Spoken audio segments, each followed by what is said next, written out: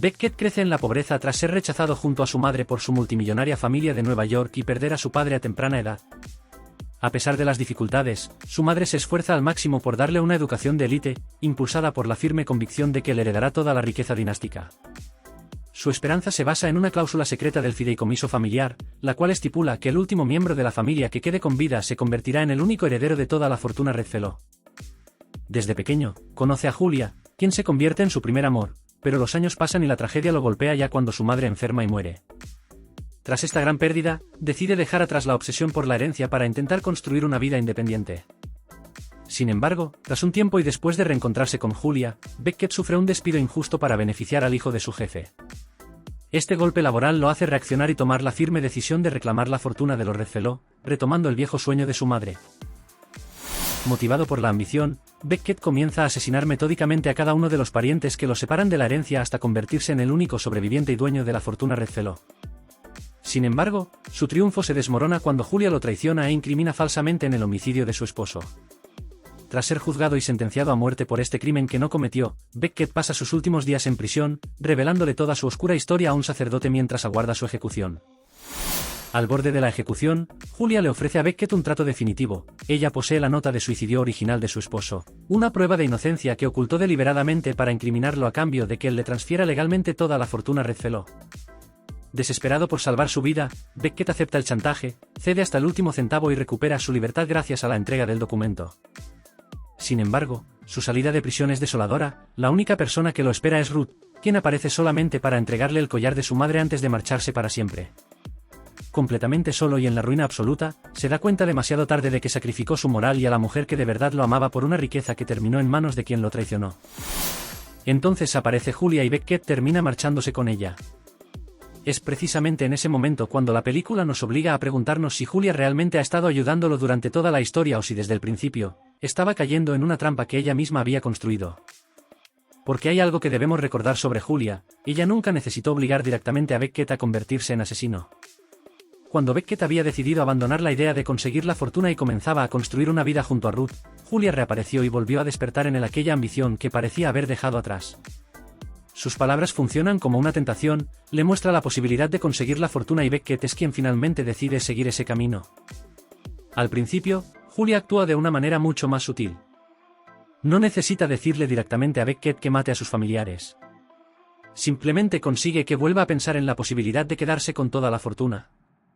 Y cuando Beckett empieza a avanzar por ese camino, cada nuevo paso hace que resulte más difícil regresar a la vida que había comenzado junto a Ruth.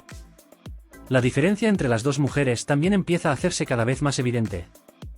Ruth representa una vida en la que Beckett podría ser feliz sin necesidad de conseguir la fortuna de los Redfellow. Ella está con él independientemente de su posición económica. Julia, en cambio, aparece relacionada con esa necesidad de conseguir más, con el deseo de alcanzar una riqueza que parece no tener límite. Por eso, cuando Beckett empieza a alejarse de la ambición y a acercarse a Ruth, Julia vuelve a intervenir. Y aquí es donde la película empieza a plantear que Julia puede representar algo más que una persona que forma parte de la historia. Puede representar la propia avaricia de Beckett, esa tentación que aparece cada vez que tiene la posibilidad de elegir entre una vida sencilla y la posibilidad de conseguir mucho más. Julia no necesita obligarlo, porque Beckett ya tiene dentro de sí el deseo de conseguir aquello que su madre siempre quiso para él. Pero hay un momento en el que Julia deja de limitarse a despertar la ambición de Beckett y empieza a intervenir directamente en su destino. Y es aquí donde podemos entender que sus intenciones van más allá de conseguir simplemente la fortuna. Julia no solamente quiere el dinero, también quiere a Beckett y cuando Ruth empieza a ocupar un lugar cada vez más importante en su vida, Julia actúa para apartarla del camino. Para asegurar su control absoluto sobre Beckett, Julia se propone eliminar cualquier obstáculo en su camino, comenzando por su propio esposo. Él ya sospecha de las verdaderas intenciones de Julia y aunque está a punto de recibir una inyección económica para rescatar su empresa, se encuentra sumido en una profunda depresión por temor a terminar en la calle. Poco después, aparece muerto, una tragedia que Julia aprovecha fríamente para incriminar a Beckett. De esta manera, el plan sale a la perfección para ella, logra atrapar a Beckett por un homicidio que jamás cometió y al mismo tiempo, borra del mapa a la única persona que amenazaba sus ambiciones.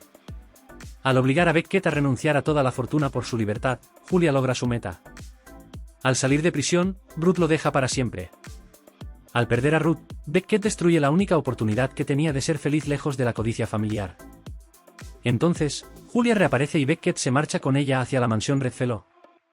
Regresa finalmente al imponente hogar que rechazó a su madre y como el último de la línea sucesoria, pero en una situación totalmente opuesta, sin su fortuna y sin el amor de Ruth, quedando bajo el control absoluto de Julia.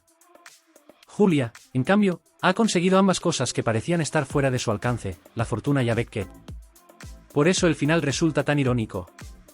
Beckett empezó este camino intentando demostrar que merecía formar parte de los Redfellow y terminó convertido en alguien que ha perdido precisamente aquello que podía haberle dado una vida feliz. La fortuna por la que arriesgó todo acaba en manos de Julia, Ruth se marcha y él termina regresando a la mansión junto a la mujer que estuvo alimentando su ambición. Beckett consiguió la herencia pero no consiguió quedarse con ella. Consiguió sobrevivir, pero perdió la vida que realmente tenía. Cuando finalmente vuelve a la mansión que tanto había deseado, ya no entra como un vencedor, sino como la última pieza de una partida que Julia parece haber ganado desde el principio. En conclusión, Jugada Maestra nos habla de cómo la ambición puede terminar convirtiéndose en nuestra propia condena. Si te ha gustado el vídeo, dale a like, suscríbete al canal y activa la campanita para no perderte los próximos vídeos.